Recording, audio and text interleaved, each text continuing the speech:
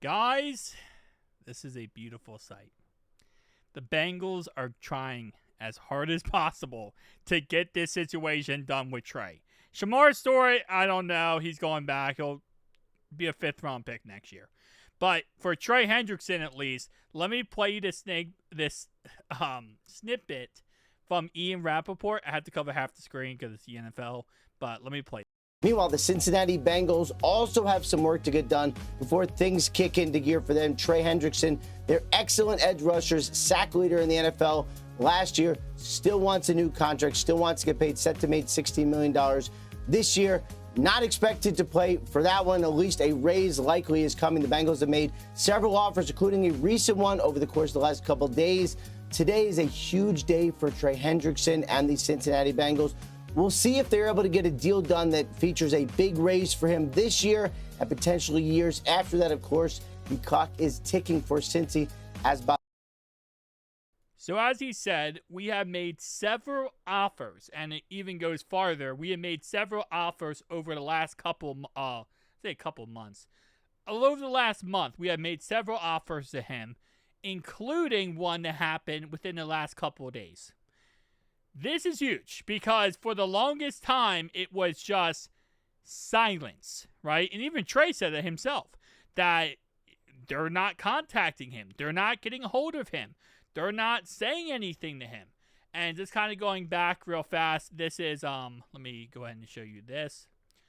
Where is my, there we are. So this is Jaron May, who posted this. He quoted Ian Rapoport. He said, the Bengals made several offers, including a recent one over the last couple of days. Provides updates on the situation. So, we offered him $29 million earlier this season. He said no, right? And that's obviously Mad Max Crosby got signed. Micah's about to get signed. TJ Watt just got signed.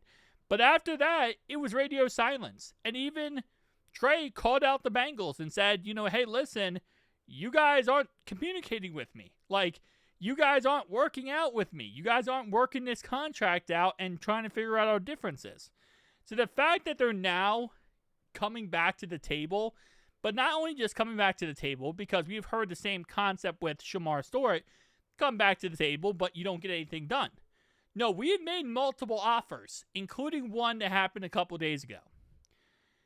Now, if our offer before all this was $29 million, my guess is, and this would be my assumption, I don't think Trey's asking for 40 some odd million a year. I know that theoretically speaking, he's the next man up, next man. He should ask for that, theoretically speaking. I don't think he should, but I'm saying, like, if you look at it as the aspect of a non-biased outside source based on, like, for example, Jamar Chase, he was the next highest paid guy. TJ Watt, he was the next highest paid guy. He should, theoretically speaking, ask for the most money. I don't think he's asking for that. I honestly think Trey, right now, is probably asking for 35.5, maybe 36 per year. I don't think we're going to pay him that, and I think that's way too much right now. I think we will settle at 31.5, and I think that would be plenty okay. If the Bengals are at 29, and we offered him multiple offers, right? I wonder in what capacity we shifted those offers. Because did we increase to $29 million is what I'm saying, right? Did we go 29? Did we offer him 31? Offer him 33? Offer him 35? Like, what do we offer him when it comes to different offers? Or was those offers longer-term contracts? So we know Trey also wants around 3 to 4 years, maybe more than that. So did we offer him more years, more money, more incentives, more guarantees? Like, I wonder what these actual offers are. Because, like, in my head, I'm thinking of this as, like, a really positive thing. But I wish we knew what the offers were. Because they could be as simple as, okay, listen, we're going to offer you the same 2 years as before. But 2 years, $29 million each. Instead of 60% guaranteed, we'll give you 62. And that's an offer, right? That could be an offer. I'm not saying it is. I'm saying that could be an offer. And if that's an offer, well, Trey's going to look at that and say, oh, whatever. I'm not interested. That's not even entertaining me. So I wonder how much of the offers did the Bengals budge?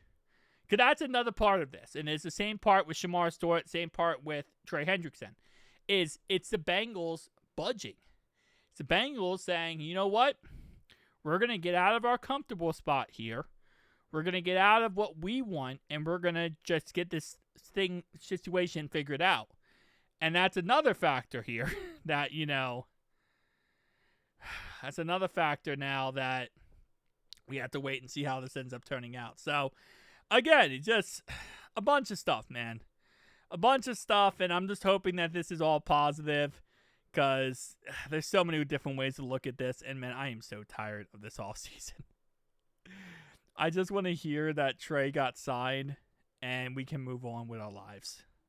And we can worry about, the season. I'll say worry about Shamar Stewart, but I don't know, man. I am at a point now where if he plays for us, God bless him. I hope he doesn't get hurt. I hope there's no injuries because he didn't practice or do training camp or anything like that. I hope he's okay. I hope he's great. I think he will be a great player. But at the end of the day, I'm at a point now where it's like I'm focused on who's on the team at this point. But that is what it is. Tell me down below your thoughts and opinions. I know I was rambling a lot this video, and my brain's all over the place right now, okay? I was not expecting to hear anything positive with the Trey situation. See you guys next one. Peace out.